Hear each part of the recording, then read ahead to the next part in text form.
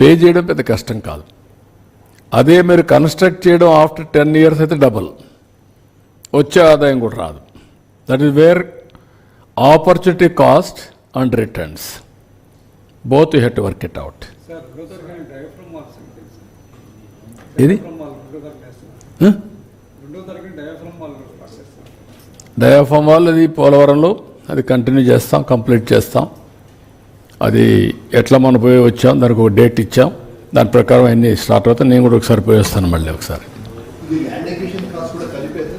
అన్నీ కలిపి. సార్ ఇది ప్రైవేట్ ఇన్వెస్ట్మెంట్ అంటే ఏంటి? వాళ్ళ హ్యాండ్ ఓవర్లో ఉంటాయండి రిజర్వ్స్ కంప్లీటెడ్? రిజర్వాయర్స్ వాళ్ళ హ్యాండ్ ఓవర్లో ఉంటాయా ఎట్లా? వాళ్ళ రిజర్వాయర్లు వాళ్ళ హ్యాండ్ ఓవర్లో ఉండవు. వాళ్ళు నీళ్లు మనకు లాస్ట్ మైల్లో ఇస్తేనే యాన్యుటీ ఇస్తూ ఉంటాం. అంటే మెయింటెనెన్స్ కూడా వాళ్ళే చేయాలి. అంటే ప్రయాణం ఇంత అని పే చేసుకుంటూ వెళ్తారండి అంతే. వాళ్ళ ఊరికి ఇన్వెస్టర్స్ అంతే, అంతే. రోడ్డు మారిగా కన్స్ట్రక్షన్ వాళ్ళే చేస్తారు. Project government will get the money ఉంటుందండి, లేకపోతే మన దగ్గరే ఉంటుందా? ప్రాజెక్ట్ ప్రజల దగ్గర ఉంటుంది. గవర్నమెంట్ ఇప్పుడు రోడ్డు ఉందనుకోండి, రోడ్డు ప్రైవేట్ వాళ్ళకి ఇచ్చాం. ఏమి ఇచ్చాం మనం? 20 ఏళ్ళకి రోడ్డు ఇచ్చాం. వాడు వచ్చిన డబ్బులు తీసుకుంటాడు, అక్కడ ఇది చేస్తారు. అక్కడ ఈ మోడల్లో ఏంటంటే మనం ఇస్తాం డబ్బులు, అది మెయింటైన్ చేస్తారు, వాటర్ ఇస్తూ ఉంటారు. వాటర్ ఇవ్వకపోతే డబ్బులు రా వాళ్ళకు. సెస్ కలెక్ట్ చేస్తారు, ఏమండి సెస్ వేస్తారు దాని మీద. వాటర్ వాటర్ మీద వాళ్ళు పెట్టే ఇన్వెస్ట్మెంట్ అన్నీ చూసుకున్న తర్వాత మనం ఇంతని డబ్బులు పే చేస్తాం. ఎవరైనా ప్రైవేట్ ఇన్వెస్టర్స్ వస్తే మనం కొంత ఇస్తాం. వైబిలిటీ గ్యాప్ ఫండింగ్ మనం పెడతాం, మనం ఎంత పెట్టగలుగుతాం, అక్కడి నుంచి టెండర్ పిలుస్తాం. లేదు, కన్జ్యూమర్ మీద స్టేట్ గవర్నమెంట్ వెళ్ళి బ్యారెట్ నాకు ఇండైరెక్ట్ బెనిఫిట్ వస్తుంది, ఆ బెనిఫిట్ మీద ఖర్చు పెట్టచ్చు, నాట్ డైరెక్ట్. ఎందుకంటే ఇక్కడంతా మనం డబ్బులు ఖర్చు పెట్టి ప్రాజెక్టులు కట్టిన తర్వాత ఓన్లీ రాయలసీమలో బ్యాక్వర్డ్ ఏరియా పైన పోయేసి మీరు డబ్బులు కట్టడం కరెక్ట్ కాదు. We won't ask them.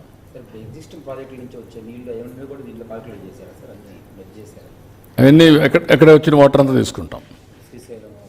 అవన్నీ కూడా తుంగభద్ర, శ్రీశైలం, కృష్ణ అన్నీ. ఈవెన్ కెనాల్స్లో వచ్చే వాటర్ కూడా ఆ రివర్లో పెట్టాలని, ఆ కాలంలో పెట్టాలని. శారదా ఉంది, ఇంకొక వాగుంది, ఆ వాగుల్లో వచ్చే వాటర్ కూడా అందులో పెట్టాలని. సో దట్ కాస్ట్ ఎఫెక్టివ్ మోడల్ని కన్సీవ్ చేస్తున్నాం. డిపిఆర్ తయారు చేస్తున్నాం. కాన్సెప్ట్ పేపర్ ముందు గవర్నమెంట్ ఆఫ్ ఇండియా పంపిస్తున్నాం. తర్వాత మేము డిపిఆర్ కూడా తయారు చేస్తాం. ఒక 2-3 నెలల్లో నేను టెండర్స్ పిలుస్తాం.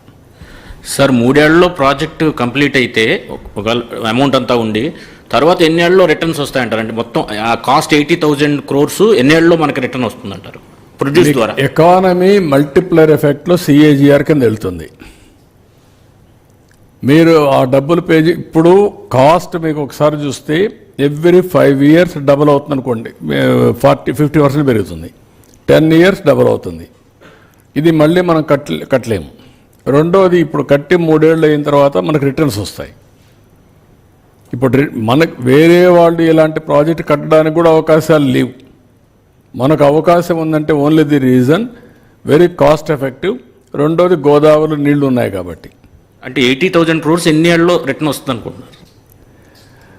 అంటే ఆ క్యాలిక్యులేషన్ ఎకనామిక్ యాక్టివిటీని బట్టి 15% గ్రోత్ వచ్చిందనుకోండి, నేను చూపించాను కదా మీకు, $43,000 per capital income by 2047 20 yearsలో 23 yearsలో $2.4 trillion economy Andhra Pradesh. 2.4 trillion. ఇప్పుడు 2,500 నుంచి $3,000 మన ఆదాయం. ఇది 14 times పెంచాలి. This is where calculations.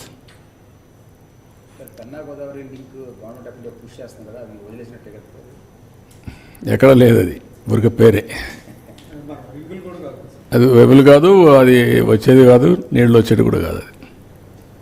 Sir ఇప్పుడు inter basin transfer, water transfer చేస్తున్నాం కదా, అదర్ స్టేట్ నైబరింగ్ స్టేట్స్తో మనకి ఇబ్బందులు. ఇప్పుడు ఇంటర్ బేసిన్ అంటే విత్ ఇన్ ది స్టేటే కదా. బేసిన్ ఉండొచ్చు, విత్ ఇన్ ది స్టేట్. సముద్రంలో పోయిన మనం తీసుకుంటున్నాం, వాళ్ళు ఏం తీసుకోవడంలే కదా. వాళ్ళు ఇప్పుడు తెలంగాణ పైన తీసుకుంటున్నారు, లేకుంటే రేపు పైన కట్టుకుంటారు ఎవరిన శక్తి ఉంటే, అది వేరే విషయం. ఇప్పుడు మహారాష్ట్ర కట్టారు కృష్ణా పైన, మనం ఆపగలిగామా? ఆపలే కదా. కర్ణాటక కట్టారు, ఆపలేకపోయాం కదా. ఇవన్నీ ఉంటాయి. అల్టిమేట్గా water is water, how to harness water at most efficiently for our community. అదే అందరూ అయిపోయిన తర్వాత మొన్నటి వరకు మనం వరదల్లో ఉన్నాం. ఇప్పుడు ఆ నీళ్లు వాళ్ళందరూ డబ్బులు వచ్చేంత కట్టేసుకుంటున్నారు. ఒకప్పుడు నిన్న కూడా సఫరర్స్ మనమే కదా. పైన నీళ్లు పడ్డాయి, వాళ్ళు ఆపపోతే నీళ్ళు ఎక్కడ వస్తాయి? ఇక్కడికే వస్తాయి. మనం ఇంకా కిందికి పంపడానికి సముద్రంలోకి పంపిస్తున్నాం. విజయవాడ, రాజమండ్రి ఈ ఏరియాలో. Next Andhra Pradesh see, that is where. Sir ఇప్పుడు ఈ వాటర్ లిఫ్ట్ చేస్తున్నాం. 4000 మెగావాట్లు మీరు పవర్ చూపించారు. అవును. 4000 మెగావాట్లకి ఫర్ యానం ఎంత ఖర్చు వస్తుంది సార్? దాని మీద మనకి ఎంత ఆదాయం వస్తుంది? అవన్నీ క్యాలిక్యులేషన్ చేస్తాం. దానికంటే కూడా 4000 మెగావాట్ల పవర్ మనం వాడి ఈ నీళ్లు తీసకపోతే పంపుడ్ ఎనర్జీ కింద 5 times 10 times చేయొచ్చు. పంప్డ్ ఎనర్జీ వస్తే solar, wind, pumped energy is a combination green ఎనర్జీకి. రాయలసీమకు నీళ్ళు వెళ్ళిపోయిన తర్వాత ఆ నీళ్ళన్నీ మళ్ళా కూడా పంప్డ్ ఎనర్జీ ద్వారా కిందికి పైకి ఇది చేస్తే రీసైక్లింగ్ అయితే పీక్ టైంలో ఎనర్జీ వస్తుంది. మీకు సోలార్ అంతా మార్నింగ్ ఎండ్ ఉంటే వస్తుంది, ఈవినింగ్ విండ్ వస్తుంది. విండ్కి కూడా మనకు ఎక్కువ అవకాశం ఉంది. ఎప్పుడైనా సరే గ్యాప్ వచ్చినప్పుడు పంప్డ్ ఎనర్జీ పెట్టుకుంటే మళ్ళీ పంప్డ్ ఎనర్జీ ద్వారా వస్తుంది. ఈ 3 బ్యాలెన్స్ చేస్తే బ్యాటరీ కంటే కాస్ట్ ఎఫెక్టివ్ అవుతుంది. ఇవన్నీ గ్రీన్ ఎనర్జీ. గ్రీన్ ఎనర్జీతో నెక్స్ట్ లెవెల్ నువ్వు గ్రీన్ హైడ్రోజన్ ఇవ్వచ్చు. ఈరోజు మేము క్లియర్ చేసిన ప్రాజెక్ట్ కూడా మీరు చూస్తే గ్రీన్ హైడ్రోజన్, అది ఒరిజినల్గా నాగార్జున ఫెర్టిలైజర్స్ని ఇప్పుడు వాళ్ళు కన్వర్ట్ చేసి గ్రీన్ ఎనర్జీ పోతున్నారు. అదే మరి స్పెక్ట్రమ్ ఒక యూనిట్ ఉంటే దాన్ని కూడా తీసుకొని దాంట్లో కూడా వెళ్తున్నారు. This is the future. ఇప్పుడు అందుకే విశాఖపట్నంలో ఎన్టీపీసీ అండ్ జెన్కో 1,50,000 కోట్లతో గ్రీన్ హైడ్రోజన్కి వెళ్తున్నాం. అది కూడా మళ్ళీ బ్యాక్వర్డ్ ఇంటిగ్రేషన్, మీకంతా solar, wind, pumped energy. Now ప్రపంచం మొత్తం గ్రీన్ ఎనర్జీ వైపు మూవ్ అవుతున్నారు. వన్స్ గ్రీన్ ఎనర్జీ వైపు మూవ్ అయినప్పుడు ఇండస్ట్రీస్ కూడా ఆ డైరెక్షన్ వెళ్ళిపోతున్నాయి. ఇప్పుడు నాట్ ఓన్లీ కార్లు, ఈవీ వెహికల్సే కాకుండా even flights, boats, everything green ఎనర్జీకి వెళ్ళిపోయే పరిస్థితికి వస్తున్నారు. లేకపోతే యూరోప్ అంతా కూడా ఎక్కువ పెనాల్టీస్ వేయడం, లేకుంటే డ్యూటీస్ పెంచేయడం అనేది చేసేస్తున్నారు ఆ ప్యారిస్ కమిట్మెంట్ ప్రకారం. So this is a bigger subject. మీరు కూడా అప్పుడప్పుడు మీతో మాట్లాడితే తప్ప, లేకుంటే మీరు ఏదో సరే ఏదంటే రాసుకుంటా ఉంటూ కూర్చుంటే కాకుండా బ్రెయిన్ స్టార్మింగ్ జరగాలి. Future, what is future?